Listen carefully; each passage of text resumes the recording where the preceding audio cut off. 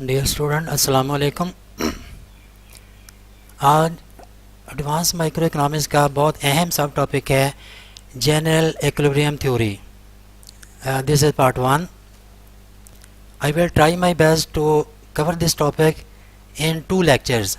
आज के लेक्चर में जनरल इक्विलिब्रियम थ्योरी का overview, process of partial equilibrium to general equilibrium, और इस प्रोसेस की वजाहत में कुछ बहुत अहम टर्मिनोलॉजी मसलन partial equilibrium, Edgeworth box, Pareto optimality and Pareto improvement, contact curve और यूपीसी,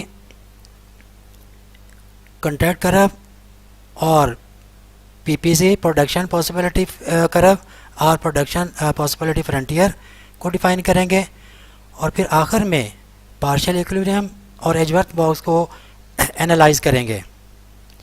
नेक्स्ट लेक्चर में इंशाअल्लाह general equilibrium in consumption, general equilibrium of production and then general equilibrium of consumption and production को देखेंगे।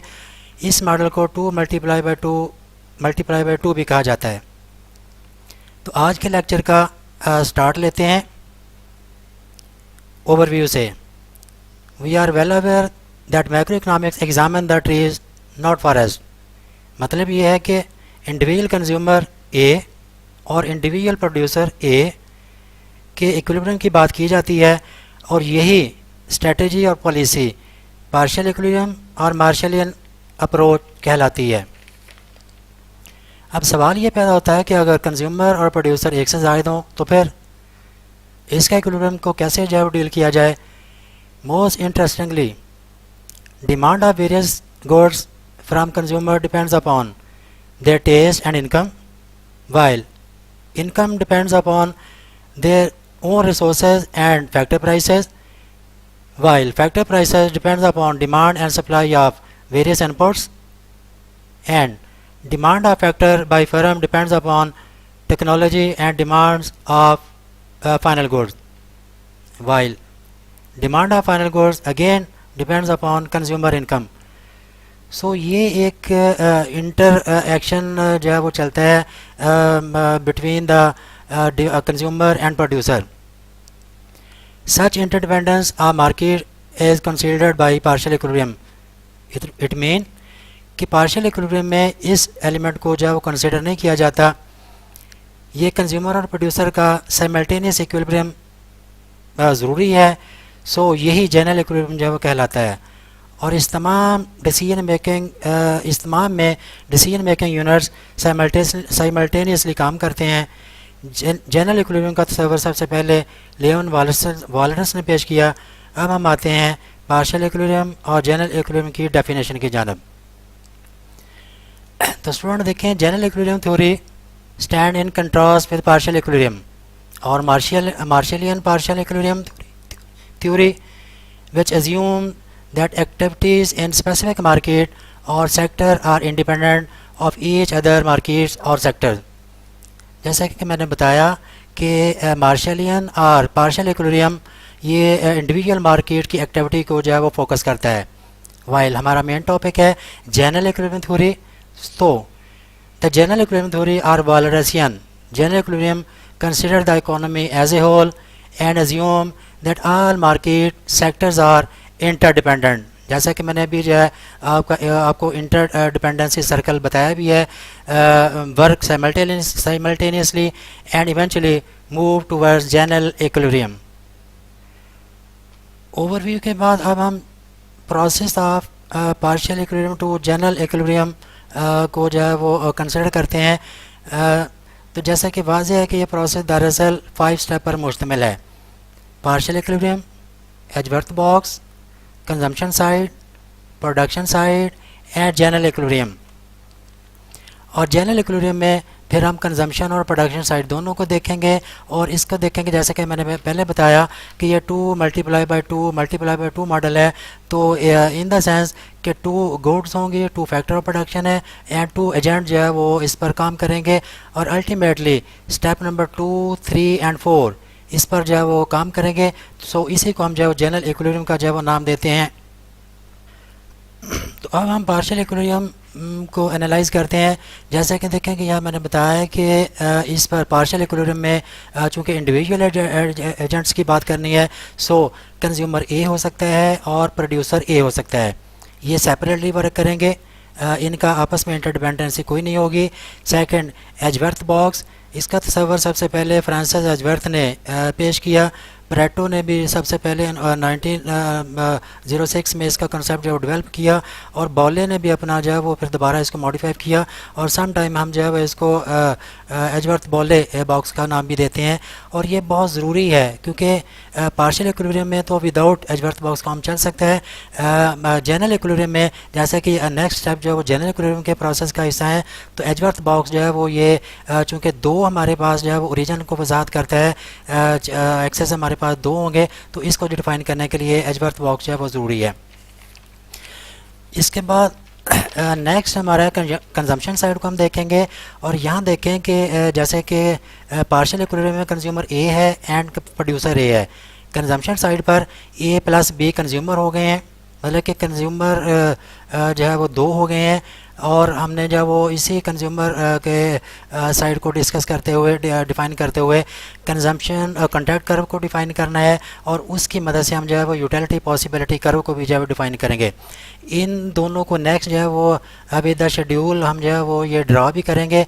Next है जी हमारा production side. इस पर देखें कि अगेन हमने जो है वो ए प्लस बी प्रोड्यूसर को कर दिया है, कॉन्ट्रैक्ट कर्व हम जो है वो ड्राइव करेंगे, और पीपीसी प्रोडक्शन पॉसिबिलिटी कर्व को हम ड्राइव करेंगे, और आखिर पे जब हम जाएंगे तो जनरल इक्विलिब्रियम है जिस पर हमारा अगेन 2 मल्टीप्लाई बाई 2 ये मॉडल हम जब देखेंगे, इस पर 2 गुड्स होंगी, 2 फैक्टर ऑफ प्रोडक्शन होंगे, और 2 एजेंट्स होंगे, और इस पर जैसा कि मैंने बताया कि स्टेप नंबर 2, 3, 4 ये जो है वो कंबाइन हो जाएंगे। स्टूडेंट, जैसे कि मैंने बताया कि इन 5 स्टेप को डिफाइन करते हुए कुछ टर्मिनोलॉजी को भी हमने डिस्कस करना था, जैसे कॉन्ट्रैक्ट कर्व है। सो कॉन्ट्रैक्ट कर्व जो है वो कंजम्पशन साइड पर और प्रोडक्शन साइड दोनों पर कॉमन है कॉन्ट्रैक्ट कर्व। तो contract curve obtained by joining all tangency point of A's and B's indifference curve at which MRS of A equal to MRS of B। और ये आपकी जो पॉइंट हैं ये पार्शियल ऑप्टिमल पॉइंट भी कह सकते हैं। नेक्स्ट था हमारा यूपीसी यूटिलिटी पॉसिबिलिटी कर्व। तो ये रिप्रेजेंट करता है all efficient allocation point that each person can achieve. Next production side पर आप देखें कि कॉन्ट्रैक्ट कर्व की मदद से हमने जो पीपीसी की बात करनी है, तो पीपीसी जो है वो प्रोडक्शन पॉसिबिलिटी कर्व है बेसिकली, और इस पर हम देखें कि production possibility curve that illustrate the various amount of two goods that can be produce with the available resources. और एक इम्पॉर्टेंट मोस्ट इम्पॉर्टेंट कंसेप्ट जो मैंने बताया कि उसको भी हमने डिफ़ाइन करना है, वो चाहे कंजम्पशन साइड हो या प्रोडक्शन साइड हो।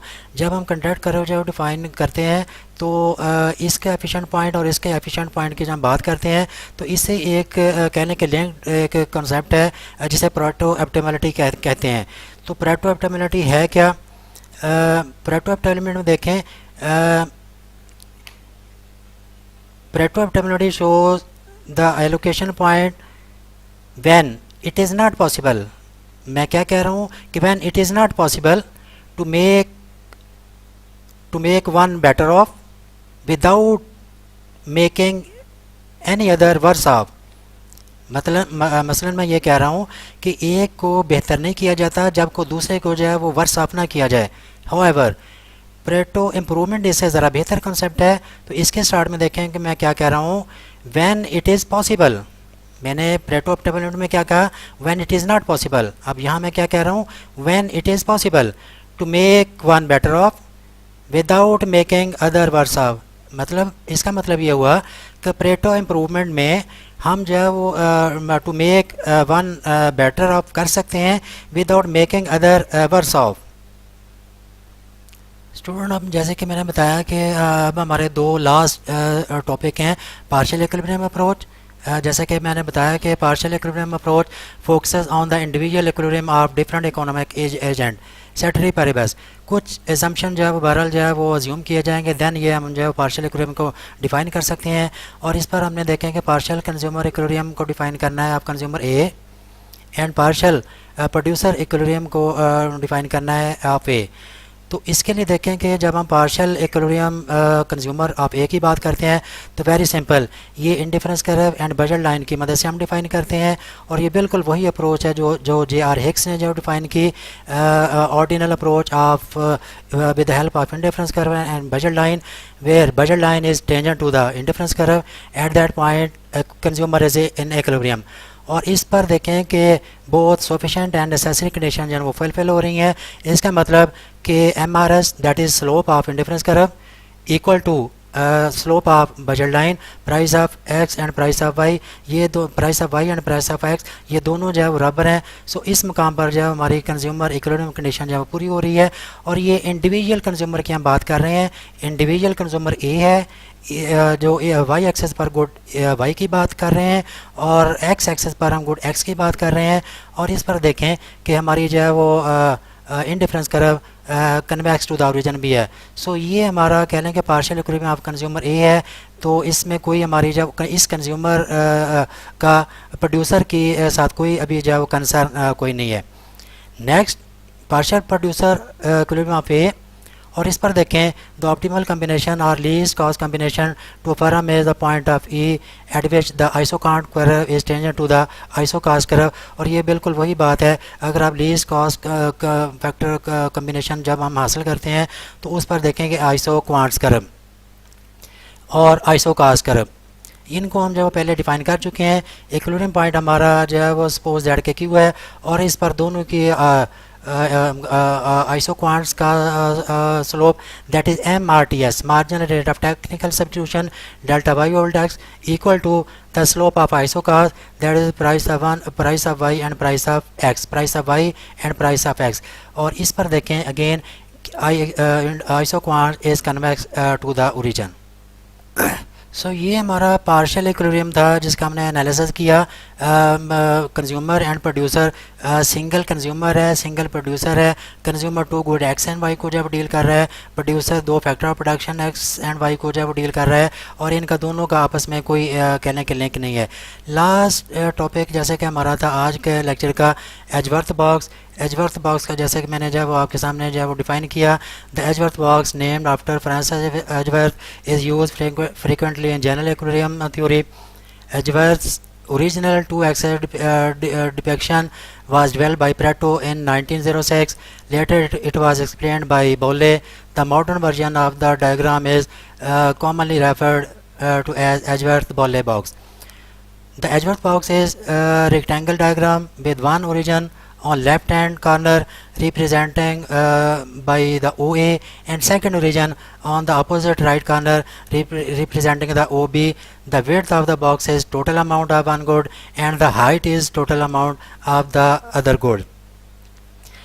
ये कहने के जैसे कि कंज्यूमर ए है, ये अगर हम जो है वो कंजम्पशन साइड को देखें या प्रोडक्शन साइड को देखें तो ये कंज्यूमर ए को डिनोट करेगा, ये उसका कहने के ओरिजिन है OA। इधर जब एक्स इंक्रीज़ कर रहा है, इधर वाई इंक्रीज़ कर रहा है। जब हम एजवर्थ बॉक्स बनाते हैं तो इसी पर हमने जो है वो वाई का भी जो है वो कह लें कि उलट करके जो है जो हमने यूज़ किया है, तो ये बिल्कुल इसके जो है वो अपोजिट होगा। इधर जो है वो आपकी एक्स इंक्रीज़ करेगी और इधर जो है वो आपकी वाई जो है वो इंक्रीज़ करेगी। ये एजवर्थ बॉक्स है। ये नेक्स्ट भी हम जो है इंशाल्लाह डिस्कस करेंगे। स्टूडेंट होप कि आपने जो है वो जनरल इक्विलिब्रियम का part 1 up to building and Edgeworth box जो है वो अंडरस्टैंड कर गए होंगे। Thank you very much, stay safe.